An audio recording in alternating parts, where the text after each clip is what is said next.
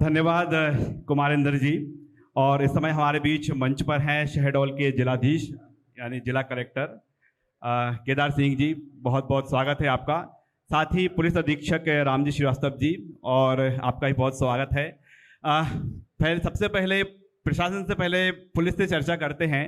और हम यहाँ पर जब शहडोल में पहुँचे तो लोगों ने एक बात को बड़ी सराहा है कि शिकायत करना है तो थाने नहीं जाना, स्कैन कर सकते हैं।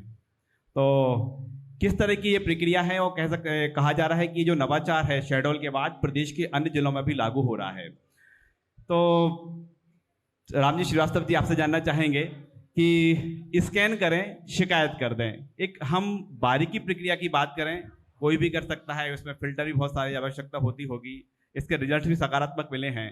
तो प्रक्रिया क्या है और फिल्टर्स क्या है उसके? सबसे पहले जो आपका प्रश्न है मैं इसका उत्तर दे देता हूँ। बहुत ही सिंपल सा प्रोसेस है। जैसा कि हम सब जानते हैं कि थाने पर कई बार लोगों को शिकायत करने में हिचक होती है, दिक्कत होती है। इसके लिए हमने ये सुविधा शहडोल निवासियों के लिए उपलब्ध कराई है कि जो इस बार हमारा QR कोड है उसको स्कैन करेंगे तो उनकी क्या समस्या है, उसमें बहुत सारे ऑप्शंस खुलते हैं। उनकी FIR दर्ज कराना है, उनको चरित्र सत्यापन कराना है, वो पासपोर्ट की वेरिफिकेशन के लिए गए हुए थे, वो किसी की शिकायत करने के लिए गए थे, किसी अपराध की सूचना के लिए गए थे, ऐसे ढेर सारे ऑप्शंस खुलते हैं। उन ऑप्शंस के आधार पे वो अपनी जानकारी दर्ज करा सकता है। ये सारी जानकारी हमारे कार्यालय को सीधे प्राप्त होती है। उसके बाद जो एक्शन जिस लेवल पर किया जाना है उस लेवल पर हम उस पर एड्रेस करते हैं, उस पर कार्रवाई कराते हैं। दरअसल आम जनता की एक हमेशा से शिकायत रही है। कई बार शिकायत जायज भी रही है, कई बार दुविधा भी रही है, कई बार अज्ञानता भी रही है। सामान्य तौर पर पुलिस से एक शिकायत बहुत से लोगों की होती है कि FIR नहीं होती। हमारी समस्या यह है कि हम FIR उन्हीं प्रकरणों में कर सकते हैं जो कॉग्निजेबल ऑफेंस है, जो संज्ञेय अपराध है। तो इन सब बातों को ध्यान में रख करके हमने ये व्यवस्था की है ताकि लोगों को अनावश्यक भटकना न पड़े और गुमराह न होना हो। जहां पर कॉग्निजेबल ऑफेंस घटित हुआ है वहां पर उनकी FIR शीघ्र और तुरंत दर्ज हो जाए, यह सुनिश्चित करने के लिए हमने ये प्रयास किया है। देखा जाए तो संगीन अपराध छोड़ दिए जाएं तो अपराध का ग्राफ क्या है, इस पर डिपेंड करता है कि FIR कितनी है। यानी FIR ज़्यादा है तो माना जाता है कि अपराध ज़्यादा है। लेकिन प्रक्रिया सरल है कि कोई भी ये शिकायत कर सकता है। लेकिन हम जो देख पा रहे हैं कि अपराध का ग्राफ है वो कमज़ोर हो रहा है, वो कम हो रहा है। यानी उल्टा हो रहा है कि हर कोई शिकायत कर सकता है लेकिन FIR की संख्या कम है। ये गिरावट कैसे? दो तीन छोटे छोटे से कारण हैं। सामान्य रूप से सबसे पहले विवाद होता है। जब से शासन ने 100 डायल की व्यवस्था शुरू की है, ये एक महत्वपूर्ण कारण है। छोटे छोटे विवादों में अगर पुलिस पहुंच जाती है, अटेंड कर लेती है, हमारे एग्जीक्यूटिव मजिस्ट्रेट साहबान के सहयोग से उसमें प्रतिबंधात्मक कार्रवाई हो जाती है, तो अपराध छोटे ही स्तर पर रुक जाता है, घटित हो जाता है। कॉग्निजेबल ऑफेंस ही घटित नहीं हो पाता। तो एक प्रमुख कारण ये है।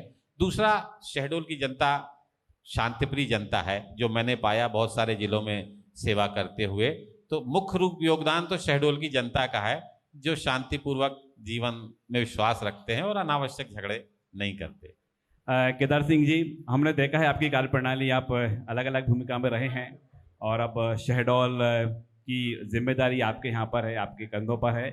और बड़ी बात यह है कि जिस तरह से मध्य प्रदेश में जो निवेश को लेकर एक वातावरण बना हुआ है, शहडोल में भी रीजनल इंडस्ट्री कॉन्क्लेव हो चुकी है। इंतजार हो रहा है निवेश का, भूमि पूजन का। तो कहाँ तक हम आगे बढ़े हैं और आने वाले समय में जो एक भूमि पूजन का सिलसिला है, क्या शहडोल को कोई बड़ी सौगात मिलने जा रही है? निश्चित रूप से पहली बार शायद मध्य प्रदेश में संभाग स्तर पर इस टाइप के इंडस्ट्री कॉन्क्लेव हुए थे। और शुरुआत के दौर में इसको, चूँकि सामान्यतः हमारा शहडोल रीवा के साथ हमेशा शामिल किया जाता है, पहली बार शासन ने निर्णय लिया, मुख्यमंत्री ने कहा कि नहीं, हम संभाग पे करते हैं। और शहडोल जिस तरह का जिला है, SP साहब ने कहा शांत है। इसके अलावा देखिए आप, यहाँ मिनरल भरपूर है, कोयला यहाँ है, रेत है, यहाँ बहुत ग्रेनाइट हमारे जिले के अंतर्गत है। सबसे बड़ी चीज़ है हमारे पास सस्ता और बड़ी संख्या में मानव संसाधन, बहुत बड़ी संख्या में एजुकेटेड भी है। प्रशिक्षण के लिए यहाँ संस्थाएं, हमारे पास बहुत सारी इंडस्ट्रियाँ जो पहले से काम कर रही हैं, जिसमें आपके SCCL कोयले में काम करती है। आपका रिलायंस आप काम कर रही है, ओपीएम आपकी पहले से काम कर रही है। तीनों को तीनों संस्थाएं एक साथ में कौशल विकास पे भी काम करती हैं। तो एक क्षेत्र था कि जहाँ इंडस्ट्री अगर कॉन्क्लेव हम करते हैं, सरकार तो नेचुरली लोग आएंगे, तो एक बड़ा मतलब बहुत ही मैं कहूँ इसको महत्वपूर्ण और बहुत ही अच्छा वातावरण में और बहुत ही अच्छा मतलब वो प्रोग्राम संपन्न हुआ और कई उसमें 66 से अधिक उद्योगपति आए और जिन्होंने 32,920 करोड़ का अपने निवेश के सहमति पत्र जिले में दिए थे। छोटी छोटी इकाइयां जो हमारे अभी आप देखते हो, इथेनॉल की आपका जहाँ एक स्टार्ट हो गई है छतवई से आगे बरुआ गांव के पास।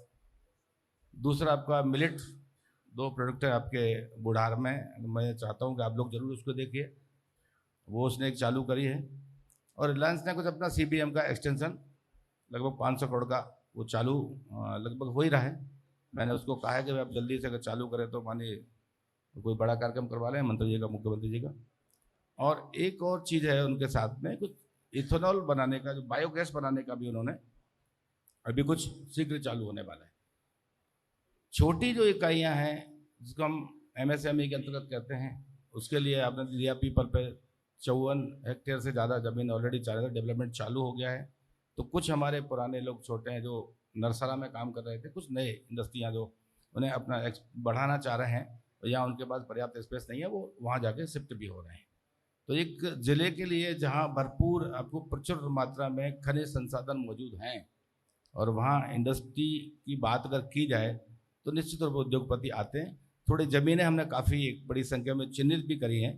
प्रक्रिया है कि ज़मीनों के आवंटन की धीरे धीरे होगी तो इंडस्ट्रियाँ भी आएंगी और स्थानीय लोगों को रोजगार मिलेगा। कुछ डिमांड जरूर आई है, खासतौर पर जमीन आवंटन के जो मामले हैं। इंडस्ट्री तैयार है, सरकार तैयार है, जो आवंटन की प्रक्रिया है उसमें कुछ देरी हुई थी, क्या वो अब माना जाए कि शॉर्ट आउट हो जाएगी? नहीं, बिल्कुल। हमारे यहाँ जमीन का आवंटन हम जनरली इंडस्ट्री डिपार्टमेंट को देते हैं, हम सीधे इंडस्ट्री को या उद्योगपति को नहीं देते हैं। हमारे पास इंडस्ट्री डिपार्टमेंट हमसे ज़मीन की मांग करता है, हम उसको सर्च कराते हैं। जैसे हमने रिलायंस ने मांग किया उद्योग, तो हमने उनको जॉइंट सर्वे करा दिया। आप ज़मीन, उन्होंने कहा हमको बेस्ट से ज़मीन चाहिए, बहुत ज़्यादा उपजाऊ नहीं चाहिए, तो जॉइंट सर्वे भी हो गया, उनका प्रपोजल तो ऑलरेडी जा चुका है। दूसरा, उद्योग विभाग जैसे जैसे हमसे ज़मीनें चिन्हित करके मांगता जाता है और रिकॉर्ड हमने उनको उपलब्ध करा दिया है, कहाँ कहाँ किस किस एरिया में हमारे पास ज़मीनें मौजूद हैं, और उसको सत्यापन करें, हमसे मांगते ज़मीन हम देते जा रहे हैं। विचारपुर का भी जिक्र आया है। विचारपुर से खिलाड़ियों को जो जिस तरह से मध्य प्रदेश सरकार की तैयारी है कि ओलंपिक तक मध्य प्रदेश के खिलाड़ी जाएं, अब शहडोल के विचारपुर में विचार आया है, तो क्या कहें, कब से खिलाड़ी वहां पर फुटबॉल में किक मारेंगे? नहीं, विचारपुर नो डाउट अंतर्राष्ट्रीय लेवल पर पहुंच गया है नाम उसका, और हमारे पहले ही उनको ज़मीन वहाँ आवंटित हो चुकी थी। मैंने थोड़ा सा मैदान उसको ठीक ठाक कराया है और शायद मीडिया के माध्यम से वो इतना, जब माननीय प्रधानमंत्री जी का भ्रमण हुआ इस ज़िले में तो बच्चे उनसे मिले और बच्चों से उन्होंने काफ़ी चर्चा की, और वो बात जहाँ भी जाते हैं वो इस बात का जिक्र करता है, विचारपुर का मिनी ब्राज़ील के रूप में। और बड़े हमें गर्व होता है कि मेरा छोटा सा जिला एक अंतर्राष्ट्रीय लेवल पे उसका नाम गया, तो वहाँ का लगभग 250-300 बच्चे हैं जो आसपास के गांव के हैं, और उसमें देखेंगे 80 से 90% बच्चे आदिवासी हैं। एक बड़ी चीज़ वहाँ मिली, उन परिवारों में जो बच्चे खेल रहे हैं, लोगों ने जो व्यसन जैसी चीज़ें थी, नशीले पदार्थों की चीज़ें थी, उससे वो बाहर आए हैं। तो एक बड़ी उपलब्धि उस जिले में। अभी खेल सामग्री के बच्चों के लिए कोई कमी नहीं है। प्रपोजल ऑलरेडी हमने 2 करोड़ का हमारा सबमिट हो गया। संभवतः उम्मीद करते हैं कि हमारा 1 या 2 महीने में स्टेडियम के लिए हम काम स्वीकृति हमें मिल जाए, तो हम उसमें 1 साल के अंदर स्टेडियम बनाने की प्रयास कर रहे हैं, हमारा है, ताकि बच्चों को एक उपयुक्त मैदान मिल जाए। ये किसी भी आईएएस अधिकारी को जब कलेक्टरी का मौका मिलता है तो एक प्लानिंग जरूर होती है कि जब वो यहाँ से विदा होंगे, अगले जिले में पहुँचेंगे, राजधानी में पहुँचेंगे, तो एक छाप छोड़कर जाएंगे। तो केदार सिंह जी जो हैं शहडोल, उनके नाम से किस लिए जाना जाएगा, क्या आपकी प्लानिंग चल रही है? छाप के लिए कोई ऐसा नहीं होता है कि पहले से अपन कोई कार्य योजना बना के बैठेंगे इसलिए लोग मुझे पसंद करेंगे। जनरली आपका जो कार्य प्रणाली है, अगर आप जनता के साथ जुड़ के करना चाहते हो, जनता की चीज़ें सुनना चाहते हो, समय पर अगर उनकी बात पूरी हो जाती है तो उनका भरोसा आपको मिल जाता है। और फिर जब यहाँ जिले में किसी भी जिले में जाएं, काम करें, और जब मुझे तो आपको कुछ चीज़ें निकल के ऑटोमेटिकली आ जाती हैं, कौन सी चीज़ें फील्ड हमारे पास खाली है जहाँ मैं काम कर सकता हूँ। और सामान्यतः आप देखेंगे प्रशासन के 2-3 मुद्दे बड़े इंपॉर्टेंट होते हैं। आपके शिक्षा होता है, आपका स्वास्थ्य होता है, आपका कुपोषण की बात हम करते हैं, पानी की व्यवस्था की बात करते हैं। ये 4-5 चीज़ें जिंदगी जहाँ हम सीधे हम चाह पाते हैं, और वहाँ हमें बहुत सारी चीज़ें मिलती हैं जहाँ काम करने का मौका होता है। आप देखेंगे शहडोल में पानी की समस्या है, चूँकि हम ऐसी नदी से पानी उठाते हैं और इतना पुराना उसका जो डैम है वो पानी हमको साल भर आपूर्ति नहीं करता। ये चीज़ें जब यहाँ आप माननीय उप मुख्यमंत्री जी आए थे तो उन्होंने कहा कि भाई मेडिकल कॉलेज को पानी क्यों नहीं मिल रहा है, तो मैंने सर शहर को पानी पर्याप्त नहीं है, इसका प्लान एक बनाया है। उन्होंने उसको लिया और मुख्यमंत्री से डिस्कस किया और मुश्किल से 1 महीने के अंदर स्वीकृति हमें मिल गई 27 करोड़ की। तो अगर वो प्लान बन जाता है तो शहडोल के लिए न केवल आगे वाले 25 से 30 साल के लिए नगर को तो मिलेगा ही, मेडिकल कॉलेज और आसपास जो विस्तार हो रहा है सबको पानी मिल पाएगा। एक चीज़ तो ये बड़ा चीज़ हो गई।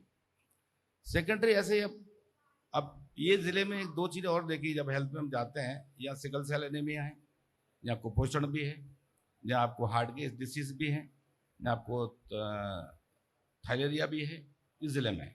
तो कुपोषण के जो बच्चे, जब मैं आया था मुझे 7,500 बच्चे मिले थे, और आज लगभग 2,000 बच्चे उसमें कम हो चुके हैं।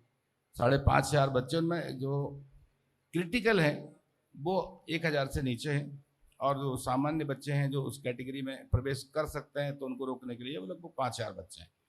तो उनके लिए हमने 100% पहले उनका सिकल से टेस्ट करा दिया। 5.5 लाख से ज़्यादा उन बच्चों का और लोगों का, युवाओं का टेस्ट कराया जो 18 साल से लेकर 45 साल के बीच में। वो एक ऐसी चीज़ होती है कि जहाँ वो अनमेरिड हैं या उनको कैसे बचा सकता है, वो यहाँ बड़ा हुआ है। 6 से ज़्यादा हमारे पशु में जो मेडिकल यूनिट चल रही हैं, 4 यूनिट हमारी हेल्थ की अलग अलग चल रही हैं। और आपने देखा होगा साल भर के भीतर आपका जयसिंह नगर का जो हेल्थ हमारा जो सेंटर CSC हुआ करता था, उससे हॉस्पिटल में कन्वर्ट हुआ है। सरकार ने 3-4 चीज़ें करी हैं। 2-3 हमारे जो PSCs थे वो CSC में कन्वर्ट हुए हैं, नई बिल्डिंगें दी हैं, और अभी अभी हमको 36,000 डॉक्टर उन्होंने सरकार ने हमको दे दिए हैं। तो मुझे लगता है कि आने वाले समय में हम हेल्थ सर्विसेज को और बेहतर कर पाएंगे। पानी की चीज़ें आप घर घर देखिए, हमारा जल निगम और PHE संयुक्त रूप से काम कर रहा है, और कुछ स्कीम्स हैं जो सिंगल विलेज स्कीम्स और मल्टीपल विलेज स्कीम, डबल चीज़ हैं, और दोनों में काम हो रहा है, और ये भी दिसंबर तक संभवतः पूरा करने के प्रयास करेंगे। कुछ उसमें एड ऑन हुआ है, कहीं दूर दूर घर थे, कुछ बस्तियाँ पुराने सर्वे में छूट रही थी, तो उसका संशोधन प्रपोजल भी सरकार को जा चुका है। अब पुलिस कप्तान है यहाँ पर, और एक महत्वपूर्ण जिम्मेदारी आपकी हो जाती है, क्योंकि हम बात करें तो घर घर तिरंगा यात्रा के बाद अब जो रैलियाँ निकल रही हैं, हमने देखा है कई बार कुछ हादसे हो जाते हैं और ट्रैफिक रूल्स का उल्लंघन भी हो जाता है। ये सब हो, देशभक्ति में पूरा शहडोल रमा रहे, लेकिन सावधानियां भी बरतें, नियमों का पालन हो। तो कोई फॉर्मूला इजाद कर दिया गया है, क्योंकि अब तो 15 अगस्त का समय है। देखिए, सड़क हादसे हम सबके लिए बहुत ही दुर्भाग्यपूर्ण है, और सबसे बड़ी दुखद स्थिति यह है कि आपको जानकर के आश्चर्य होगा कि जितने लोग हमारे, चाहे वो शहडोल जिला हो, चाहे हमारा प्रदेश हो, चाहे हमारा देश हो, जितने लोगों की मृत्यु हत्या में होती है, उससे 15 से 20 गुना व्यक्तियों की मृत्यु सड़क हादसों में होती है, रोड एक्सीडेंट्स में होती है। ये रोड एक्सीडेंट्स बहुत छोटी छोटी चीज़ों का ध्यान रख करके टाले जा सकते हैं, लोगों के जीवन बचाए जा सकते हैं। आपको जान करके ये और भी आश्चर्य होगा कि इसमें मृत्यु होने वाली 70% लोग ऐसे होते हैं जो 2 पहिया वाहन से होते हैं अथवा पैदल होते हैं। सामान्य तौर पर हम लोगों की प्रवृत्ति होती है कि हम सारा दोष बड़े वाहन वाले पर डालते हैं, और यही शायद हमारी अप्रोच है जिसकी वजह से हमारे यहाँ दुर्घटनाओं की संख्या इतनी ज़्यादा है। इन्हीं सब बातों को ध्यान में रख करके हमने शहडोल जिले में कुछ नए अभिनव प्रयोग किए हैं, जिसमें हमारा फोकस पेनल्टी वाले चालानी कार्रवाई की बजाय, पेनलाइज करने की बजाय उनको सुधार की दिशा में उनको बताना, उनको अवेयर करना हमारा टारगेट रहा है। पिछले 4 महीने से हम इस संबंध में सभी थाना क्षेत्रों में अलग अलग तरीके से जागरूकता कार्यक्रम चला रहे हैं, और मुझे विश्वास है कि अभी जो संख्या लगभग 300 की हमारे शहडोल में प्रतिवर्ष मृत्यु की है एक्सीडेंट में, उसे हम आने वाले वर्ष में घटा सकेंगे। बिल्कुल, और चाहे हम पुलिस की ओर से बात करें या प्रशासन की ओर से बात करें, शहडोल को बेहतर शहडोल और कल का शहडोल बनाने के लिए तमाम प्रयासरत हैं। और जैसे ही अपने अपने विभागों के मुखिया, पुलिस के मुखिया और प्रशासन के मुखिया बता रहे हैं, इसको लेकर बेहतर प्लानिंग की गई है और प्लानिंग के नतीजे आने वाले समय में देखने को मिलेंगे।